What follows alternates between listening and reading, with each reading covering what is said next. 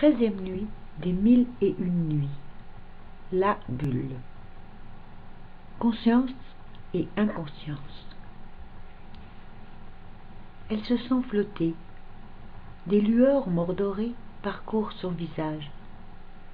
Ses yeux noirs suivent leurs mouvements. Au-delà des parois de ce qui lui semble être un mur, elle distingue des formes floues qui ondulent comme des danseurs inlassables, qui vacillent et se courbent en laissant des traînées de leurs ombres sur les prunelles de ses yeux. Le bercement de ce cocon qui la soutient lui procure un bien-être indescriptible.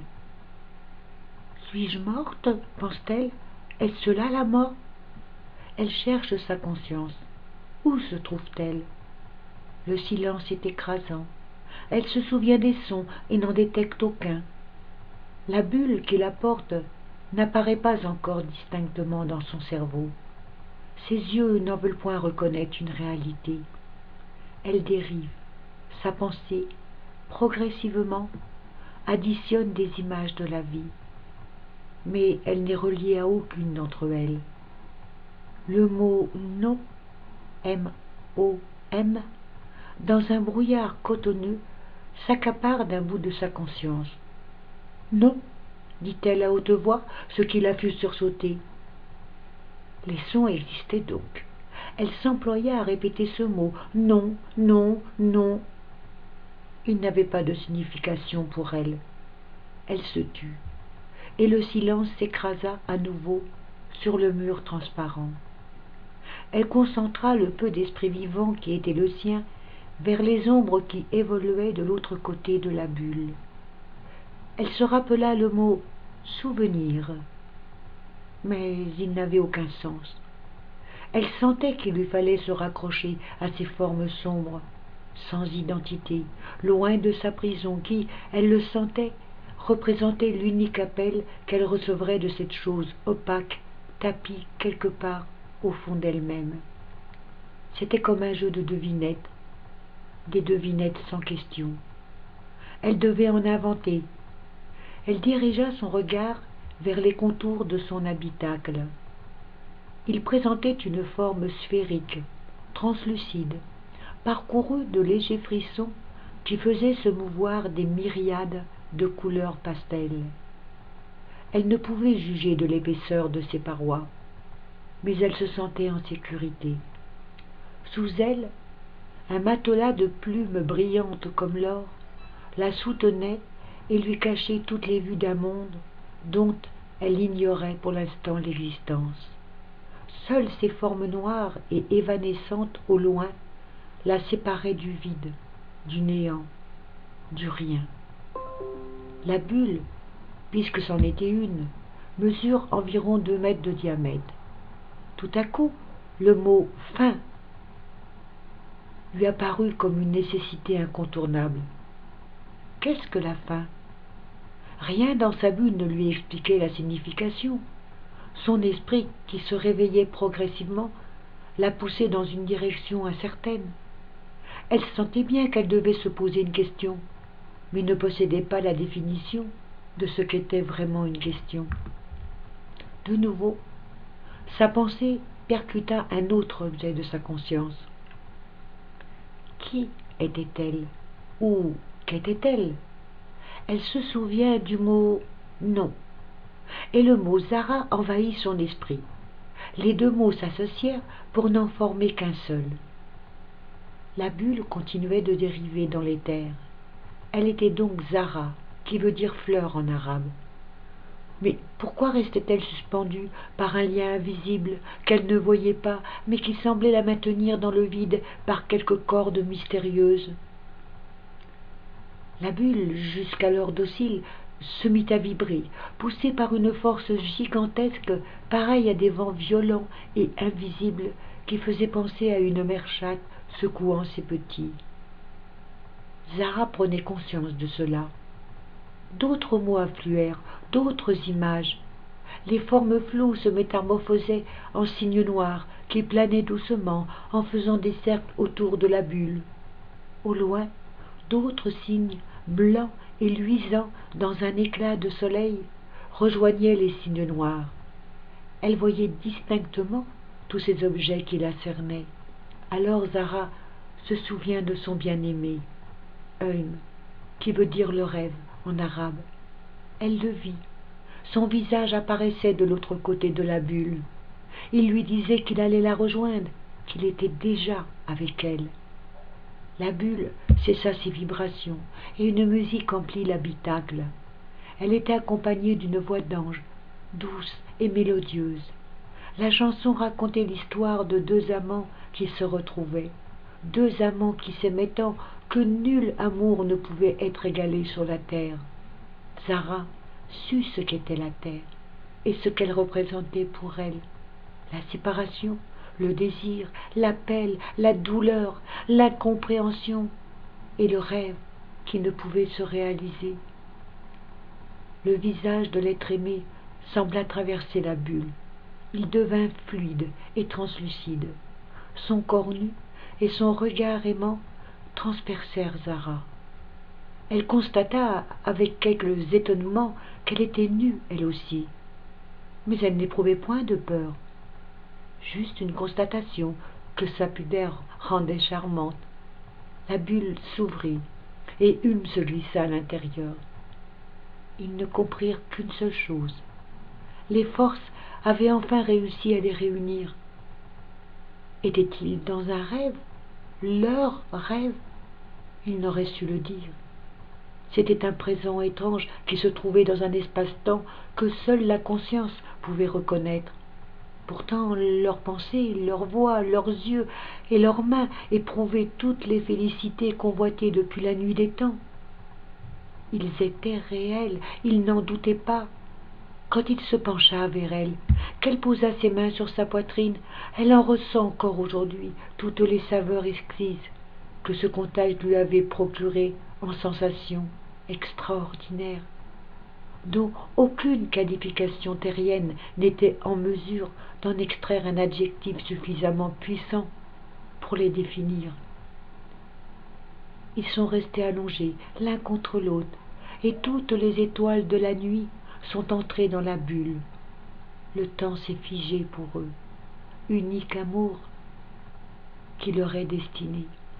La foule des ombres a refermé ses portes.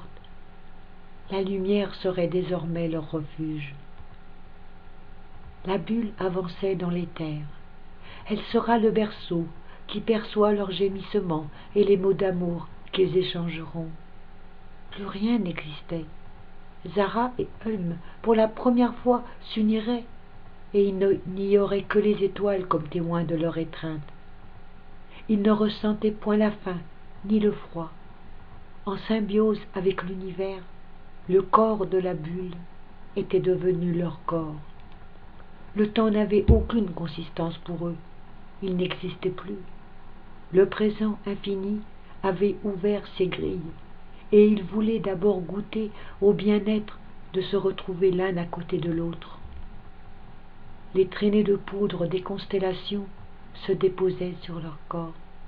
1000 étoiles qui déployaient leur tapis de feu rien que pour eux. Zara et Hulm renfermaient dans leurs souvenirs des brides de leur vie sur terre. Ils ne pouvaient s'unir. Les lois, les distances, les mœurs faisaient obstruction à leur désir de se rencontrer. Ils échafaudaient 1000 plans et 1000 ruses pour enfin pouvoir se toucher, se voir et s'aimer. Mais les aléas de la vie semblaient sans cesse leur interdire de réaliser leur grand rêve. C'est à partir de ce rêve qu'est apparue la bulle. Zara l'avait créée en utilisant son imagination. Elle se réfugiait à l'intérieur pour voguer librement dans tous les mondes qu'elle inventait. Un jour, elle me l'a rejointe. Elle l'y a accueillie, car elle savait que c'était sa place. Ensemble, ils ont vécu leur amour en le rendant aussi réel qu'il leur était possible de le faire. Mais la bulle est devenue réelle, et elle est en train de les conduire doucement vers leur destin. Elle tient la main de Zara, et Zara pose sa tête sur son épaule. Même le mouvement du temps s'est immobilisé pour faire d'un passé lointain un présent. Ils ont 20 ans tous les deux. Le poids de leurs années a disparu quand ils sont rentrés dans la bulle. Leurs deux corps bientôt ne formeront qu'un seul corps. Ils s'embrassent longuement tout en se caressant. Leurs corps fusionnent, lui en elle et elle en lui. C'est une fusion douce et pleine de poésie. Ils chuchotent une litanie de mots d'amour et n'en finissent pas de se tenir enlacés et de se couvrir de baisers. Ulm caresse le corps de sa bien-aimée avec les plumes d'or de leur nid d'amour, et la bulle exerce un va-et-vient incessant qui accentue l'union de leurs deux corps en poussant des soupirs de légèreté d'éther. Ils ne veulent pas brusquer cette étreinte, ils savent que peut-être elle ne se présentera plus jamais, que la bulle va redevenir immatérielle et leurs désirs, bien que grandissants, ne seront jamais satisfaits. Elle caresse son visage, son cou, son torse. Elle dépose des myriades de petits baisers de soie et de satin sur le corps de son amant. Il parcourt ses formes du bout de ses doigts, les gravant inlassablement dans sa mémoire. Il en découvre toutes les courbes et tous les désirs.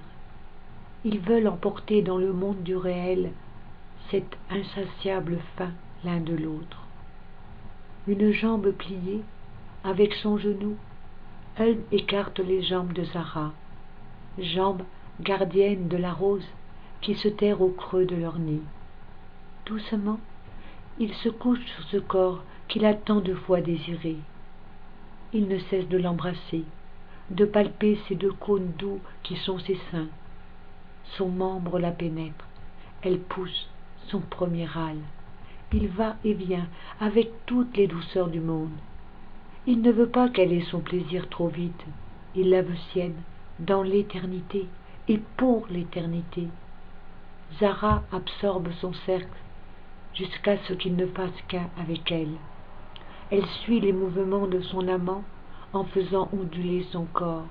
Chaque geste est un geste de douleur exquise qui conduit à l'extase, mais qui, au bord de celle-ci, repousse leurs ardeurs pour recommencer encore et encore. Les yeux de Zara si foncés font entrer toutes les galaxies de l'univers en eux. 1000 scintillements voilés disent à Ulm combien sa bien-aimée est à lui, combien elle l'aime. Il arrête ses mouvements et elle lui donne des petits coups de rein, le serre avec son bouton de rose offert et gourmand. Ils s'assoupissent un instant en restant soudés, mais le désir les appelle de nouveau. La bulle les secoue, elle ne veut pas seulement être la gardienne de leur amour, elle veut en être la complice. Leur corps se métamorphose. Ils redeviennent les amants du réel et ils se rendent compte que l'âge n'a pas d'importance. Leur amour est si fort qu'ils ne peuvent s'aimer que d'une seule façon, celle de l'amour absolu. Car le véritable amour est celui que l'on bâtit dans son cœur. Il n'a pas d'âge, pas de frontières. Le corps ne possède pas de questionnement, il obéit simplement aux règles de la nature. Zara et Ulm sont des enfants dans leur âme. Ils n'ont pas d'âge, seulement de l'amour. C'est dans la sublime jouissance de leurs deux corps qu'ils se sont aimés. La bulle n'était qu'une illusion qui les a conduits dans le monde du réel. Rien ne pourra les séparer. Leurs deux âmes sont liées à jamais. À toi, mon amour, Zara.